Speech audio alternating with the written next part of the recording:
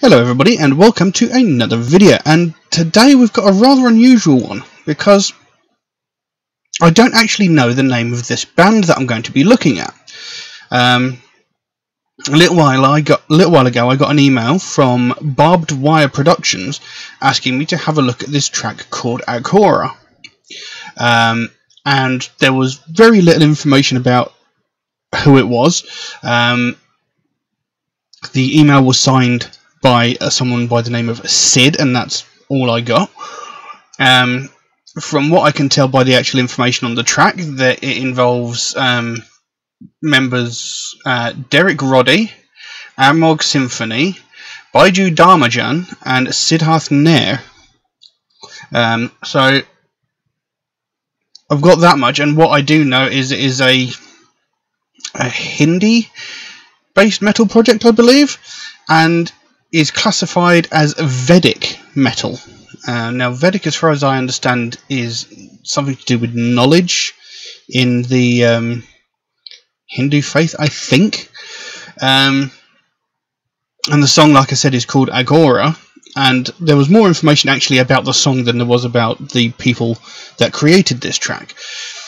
So it says here, the song is written in Sanskrit, which is very, very interesting to me, and is loosely based on the plight of the Kashmiri Pandits, who are refugees in their own country. Now, the Kashmiri Pandits, also known as Kashmiri Brahmins, are a group of Kashmiri Hindus and part of the larger Shaivite Saraswat Brahmin community. I'm pronouncing all this horribly, and I do apologise. They belong to the Pancha Garuda Brahmana groups. From the Kashmiri Valley, a mountainous region in India, in the Indian Union territory of Jammu and Kashmir. Kashmiri Pandits originally lived in the Kashmiri Valley before Muslim influence entered the region, after which large numbers converted to Islam. They are the only remaining Kashmiri Hindu community native to Kashmir. So that's the information about the song. You know, it's about these this group of people who are basically, well, they're refugees in their own country. They've been sort of seemingly ostracized or something like that. Now, I do have lyrics as well, half of which appear to be in Hindi, possibly, and the other half in English. Now, I can't actually get a translation for the first part of the song, so when we go through the lyrics, I may try to pronounce it, but it'll probably be horribly butchered. But we'll see what we see. Now, like I said, the track is called Aghora. I have no idea what kind of music this is, so this could be interesting. So we'll jump into it and see what we've got. So, Aghora from Barbed Wire Productions, or SID.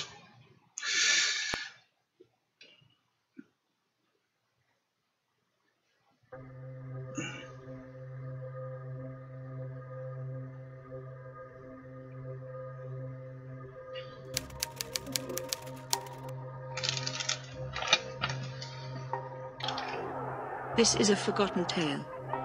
The tale of Kashmiri Pandits. Nobody hears them, because nobody wants to.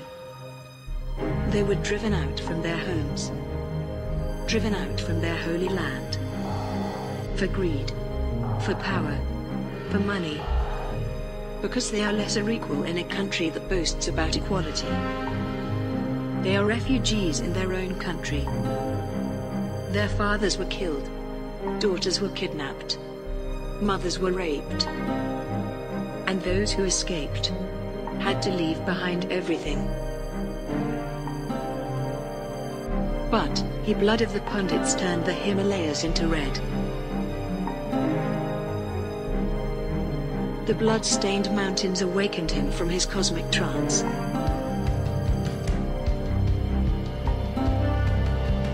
His anger will destroy the entire cosmos. The blood of his innocent children awakened him.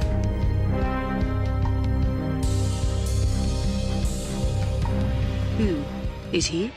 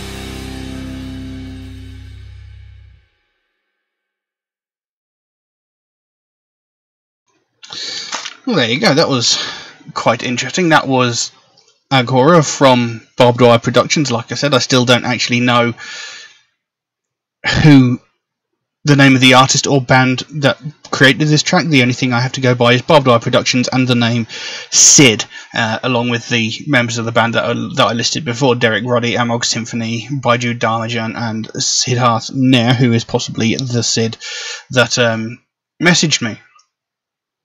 So, yeah, a very interesting piece of music. The music at all was not what I expected at all. You know, I wasn't expecting something that heavy. I wasn't expecting a sort of death metal sounding piece of music. I'm not entirely sure exactly what I was expecting, but I wasn't expecting something that heavy, harsh, and, well, brutal. The actual vocals themselves possibly could have done with being a bit better mixed, however, you know, because it's very hard to hear them over the music, but, you know, you could just about make it out. What is going on with my bloody hair? Anyway, so, you know, it was very, very interesting, and, you know, there was variations in vocal styles, which, again, I've mentioned 100 times, is something that I really, really enjoy. So, yeah, it was very, very interesting, and the fact that the song is written in Sanskrit as well is something that absolutely fascinates me. You know, I've always been fascinated by foreign languages. You know, that's a huge thing. It's always been a huge thing in my family. So is foreign music. I mean, my grandfather spoke countless foreign languages. I can't even tell you how many. And, you know, he was heavily involved in, like, the Eurovision and stuff like that. His collection of foreign music was incredibly vast, you know, so foreign music has always been a big interest in my family, and it's something that's sort of moved on to me because I really do enjoy music from different cultures, because I like hearing the variations in how it's done. And like with this, you know, there was the heavy, brutal death metal drums and guitarists, but they also threw in sort of more traditional sort of Indian instrumentations as well during some parts, you know, so very, very interesting. Now, lyrically, I've come to the conclusion that the lyrics translations that I have, I said before half was in Hindi and the rest was in English. I've come to the conclusion that the English part is a translation of the Hindi part, so I'm not even going to attempt to pronounce the first part of the lyrics that I have here. I'm just going to go through the second part. Now, what seemed to be an overriding theme throughout the track was the name Shiva. Now, if I remember correctly, Shiva is the destroyer of worlds and the remover of obstacles, or something like that. If I remember correctly, I could be completely wrong, so apologies if I am. I'm not all that clued up on Hindu religion and iconography and stuff like that, so I could be wrong. So that seems to be a key part of the track, the song, and, you know, throughout the video you can see there was considerable amount of conflict. At the very, very beginning of the song, there was actually that wonderfully narrated sort of story that was telling you about essentially what the song was about, you know, talking about the Kashmiri Pundits and, you know, how they've been essentially thrown out of their own country. You know, they've been hunted down because they don't fit in with what everybody else believes. And, you know, towards the end of the video, there was all these soldiers that were getting mobbed and attacked by, you know, the everyday people, you know. So there was a lot of conflict in this video and in this song, and, you know, with Shiva being the destroyer of worlds and remover of obstacles, if I'm remembering correctly, it sort of fits in. Now, the actual lyrics to the song says, the Lord of all ascetics, it's not aesthetics, ascetics, yogis and hermits, the basis of all forms of life, the epitome of destruction, the lords of ghosts, demons and death, hey benevolent Lord Shiva, the one who conquered death, the one who conquered infinite universes, the one who dances across the cosmic dimensions. I bow down before the cosmic allegory, I bow down before his celestial form, I bow down before that all-pervading light, the Lord of all the worlds, the Lord of Mecca, the one who holds all life on earth.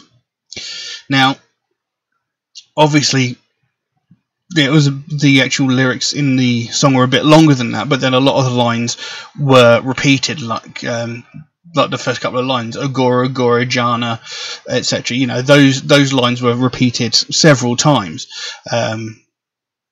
But obviously I don't know which part directly translates to what English part, so I couldn't really say. So there are a lot of those lines that were repeated. In fact, I think the whole set of lyrics was repeated at least twice throughout the song. But I do like it, you know, I do like songs that are in a foreign language, you know. I like songs that actually have a deep meaning, you know, I've explained this many times before. So yeah, it was very interesting, you know, very heavy. Like I said, it wasn't the style of music I was expecting. But it was still very good, very interesting. I'm just a bit confused about who exactly created this piece of music. You know, is there an actual band here? Is Barbed Wire Productions the name of the band? Is it just this Sid guy? Is he like a solo artist who's collaborating with other artists? Because he did mention, you know, he's worked with many other artists, none of whom I actually recognise, but I do. You know, I get the impression he might be a solo artist who's doing this, but even so, you know, there was no obvious name for a band or, you know, a name for this project. All I've got is Barbed Wire Productions and the name Sid and the name of the song Aghora. So, you know, I'm a bit confused. You know, if anybody can actually clarify that for me, that would be fantastic. Because, you know, I thought it was very good. It was very interesting. And obviously, you know, it had a deep and important meaning, which is something I can really get behind. So, yeah, very interesting. Very unusual, like I said, you know, due to the lack of information I had. I mean, I've covered tracks before where I've had very little information, but I've never had a track where I've had this little information. So, you know, if anybody can actually clarify anything for me, you know, that would be fantastic. But yeah, I quite liked that. It was very interesting, very unusual, and yeah. But I don't know where else to go with that, so I'll leave that as it is. Now, if anybody would like to suggest a track for me to react to, then please do so. By all means, you can drop a comment in the comment section below, or message me on my Facebook or my Instagram, or you could even message me through my Patreon, where you can also help to support this channel, which would be a great help to me, because obviously all of my content gets demonetized because it's, you know, I'm using copyrighted material from other bands, so, you know, I don't make anything from this channel, so, you know, any help would be greatly appreciated. There is an option in Patreon where you can get your suggestion jumped to the front of the queue should you so desire it. There is a limitation on how frequently you can do that, just to be fair to other people, you know, so, you know, I'm not getting constantly one person requesting songs over and over again and nobody else gets their suggestion looked at, you know, so it's just to be fair to other people.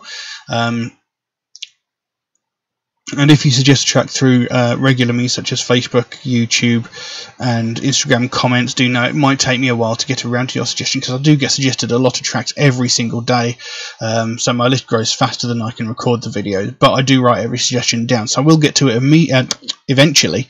It just might take me a while to get around to it. Also, Metalhead Reacts is a proud supporter of the Sophie Lancaster Foundation, a British-based charity whose main goal is to put an end to hate crimes.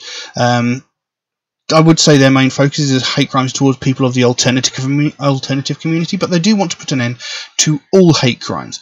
And it's something I believe in very strongly, something I'm really passionate about, because hate crimes is unacceptable in general. But hate crimes against people of the alternative culture is something that's been going on for years and is widely ignored. You know, nothing ever gets said about it, nobody ever speaks about it, and nothing ever gets done about it. And that's something that I feel really needs to change. Because, like, every day, all around the world, people from the alternative community are getting violently attacked just because of their taste in music and clothing. And, you know, we're not just talking about, you know, names being shouted at them or getting shoulder rammed as they walk down the street. We're talking about actual real violent crimes. You know, people are getting hospitalised with broken limbs and sometimes even more life-threatening injuries just because of their taste in music and because of their taste in clothing. And the thing is, you know, no one's talking about this. Nothing's getting done about it, and that is something that really, really needs to change. Because, you know, every day we hear about all these other hate crimes like sexism, racism, homophobia, transphobia, religious hatred, ableism, etc. You know, we hear about these on a daily basis in every facet of the media, from the most heinous and violent of these crimes where someone is murdered because of the colour of their skin or their sexual identity or, you know, their religion, down to the most petty and pathetic of these crimes where entitled white women are calling the police because a family of colour are having a picnic in a public space. You know, we hear every facet of these crimes daily, but we hear nothing about these people that are getting brutally attacked because of their taste in music. You know, and why not? You know, they're a hate crime just as much as the others. They deserve just as much attention.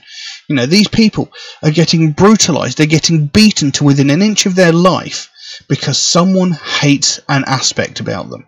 Whether it is the colour of their skin, whether it is their religion, whether it's their ability or disability, whether it's their sexual identity, sexual preference, or their taste in music, whatever. If you are attacking someone because you hate a specific fact about that person, it is a hate crime. But this type of hate crime isn't ever getting spoken about. The last time we heard about it was 13 years ago, when Sophie Lancaster and her boyfriend Rob Maltby were violently attacked by a group of people who they beat them so severely that they put them both in comas. Now, Rob Maltby, he thankfully survived. He was in a coma for around about a week, maybe a bit longer, but he thankfully survived. Sophie Lancaster, on the other hand, this 20-year-old girl, she was brutally beaten. She was in a coma for 13 days before she succumbed to her injuries and she died. This young woman was beaten to death because of her taste in music, because of her taste in clothing. And at the time, this was all over the news. This was on the news for several weeks, possibly months, 13 years ago. And after, you know, it died down, we've not really heard anything else. You know, occasionally we'll hear that one of the guys that is responsible for her death is up for parole, etc. like that. But we don't hear about any other crimes. Now, in the 13 years since that happened, I know for a fact several hundred, if not several thousand more incidents like this have taken place. But we've heard not a single thing. Why not? Do you know why? It's because no one's died. And that is unacceptable. We shouldn't have to wait for someone to lose their life before this subject gets spoken about.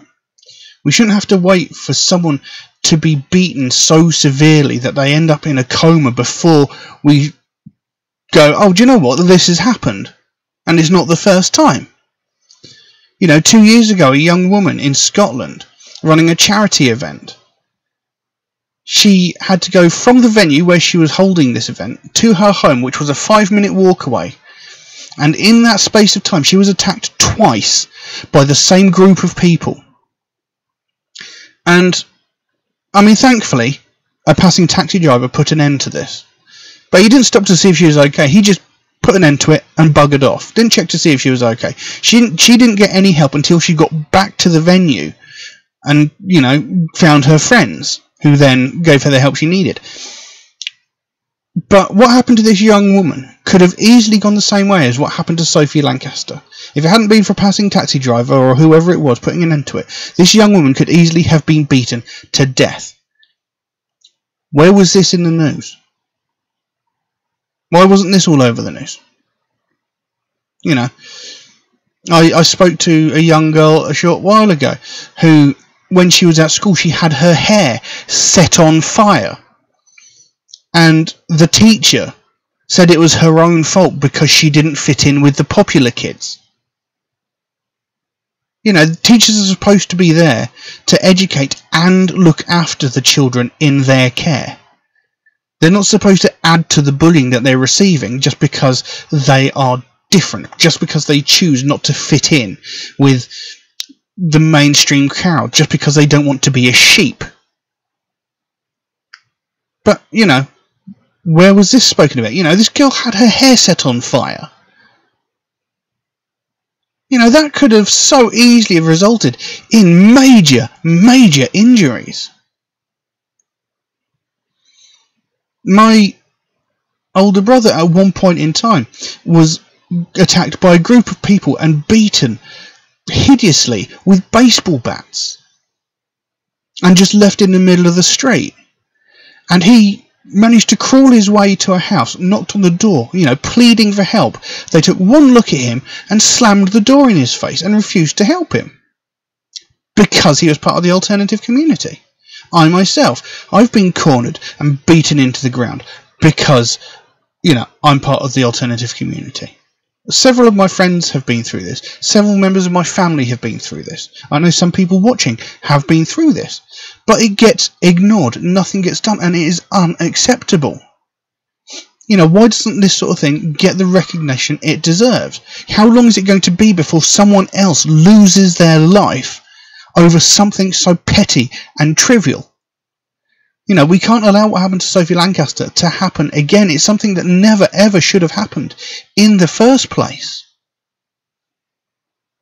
So until, you know, we get more people talking about this, until we bring more recognition to this, these people are just getting away with it. We're just letting them get away with it. We're basically saying, you know, carry on, do what you're doing. We're not going to do anything about it because we don't care. And that's unacceptable.